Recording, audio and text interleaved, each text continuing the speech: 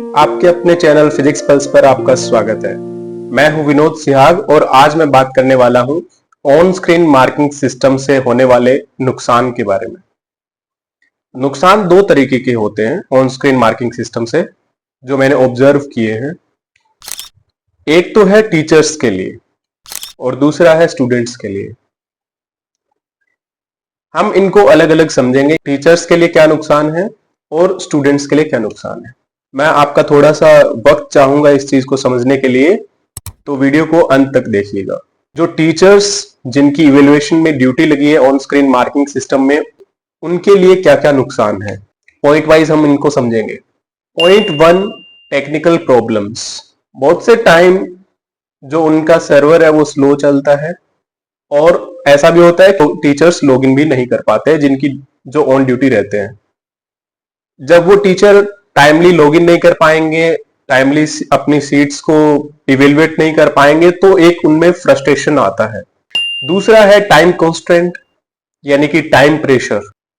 Teachers को एक fixed time होता है, यानी कि 8 घंटे का फिक्स टाइम होता है। उस टाइम स्लॉट में उनको मिनिमम 20 सीट्स इवेलुएट करनी होती है, यानी कि वो चाहे जैसे भी करे, उनको मिनिमम 20 आंसर सीट्स इवेलुएट करनी ही पड़ेगी, तभी बोर्ड उनको अलाउ करेगा आंसर सीट्स इवेलुएट करने के लिए। तो इसके लिए स्पीड मेंटेन करनी पड़ती है, और जब स्पीड मेंटेन करते हैं तो कई बार एक्यूरेसी भी कॉम्प्रोमाइज हो जाती है। ये रियलिटी है। तीसरा, और इसको मैं सबसे खराब पॉइंट कंसीडर करूंगा, वो है स्क्रीन टाइमिंग। अब जो टीचर्स वहां पर जो आपकी आंसर सीट्स इवेलुएट कर रहे हैं, उनको लगातार 8 घंटे स्क्रीन पर देखना पड़ रहा है, जो कि एक ह्यूमन बीइंग के लिए पॉसिबल नहीं है। इतने टाइम तक कंसंट्रेट करना और चीजों को अच्छे से पॉइंट वाइज पॉइंट क्लियरली उनको एनालाइज करना एक बहुत ही टफ टास्क है, और इससे आईज में स्ट्रेन आता है, हेडेक होने लगता है और बैक पेन जैसी समस्या कुछ लोगों को होने लगती है।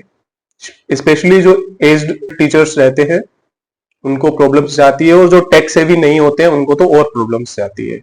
तो it is a kind of frustration for them. Fourth point है कंसंट्रेशन इश्यू।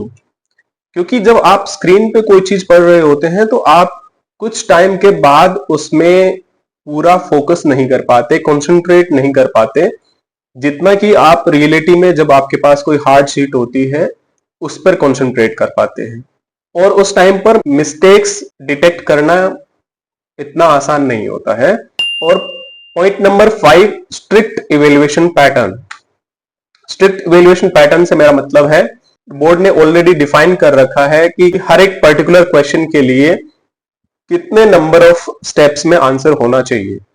उतने नंबर ऑफ स्टेप्स में टीचर को उसकी मार्किंग करनी पड़ेगी। मान लीजिए कोई क्वेश्चन 5 स्टेप्स का है और बच्चे ने उसके 2 स्टेप से लिखे हैं, तो टीचर को उन बाकी बचे हुए 3 स्टेप्स के लिए भी इवेल्युएट करना पड़ेगा, उन्हें वहां पे 0 मार्क्स देना पड़ेगा।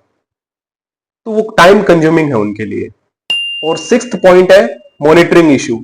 मॉनिटरिंग इशू कि टीचर्स को डर है कि कोई उनको मॉनिटर कर रहा है। मॉनिटर कर रहा है इन द सेंस ऐसे नहीं कि मॉनिटरिंग तो हर जगह होती है, लेकिन उनको ये डर रहता है कि सीबीएसई हम पे एनी टाइम नजर रखे हुए है, क्योंकि ऑनलाइन से उनका मतलब है कि हर एक क्लिक उनका ऑब्जर्व हो रहा है कहीं ना कहीं पर, और उससे उनका ट्रैक रिकॉर्ड खराब ना हो जाए, ये भी उनको डर रहता है। तो उनके लिए ऑनलाइन आंसर शीट्स इवेलुएट करना एक टफ टास्क बन जाता है। अब मैं बात करने वाला हूं स्टूडेंट्स के लिए क्या नुकसान है ऑनलाइन मार्किंग सिस्टम से। पॉइंट वाइज इनको समझते हैं। First point, partial marking system.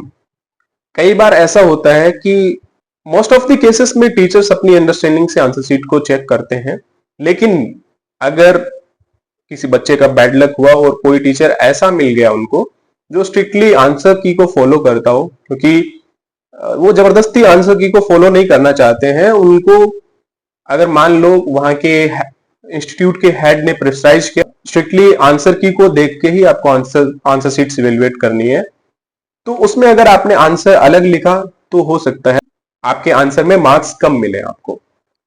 और सेकंड पॉइंट है डायग्राम इश्यूज।